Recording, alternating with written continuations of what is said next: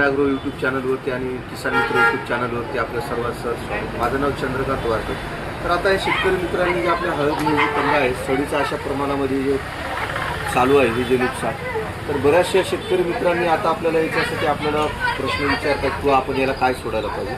तर आता अशा पद्धतीने याच्या सुरुवातीला स्टार्टिंगला काय असतं की मूळकूज लागतं. मूळकूज लागल्यामुळे काय होतं की बऱ्याच ठिकाणी याच्यामध्ये फंगल इन्फेक्शन बॅक्टेरिया वगैरे लागतात. आता यामध्ये काय आहे की पूर्ण हे जे कंद जर पाहायला गेला आपण, हा पूर्ण कंद भरायच्या अवस्थेमध्ये याचा फुटवा जो आहे हा भरणीच्या अवस्थेमध्ये सडत आहे, नसत आहे.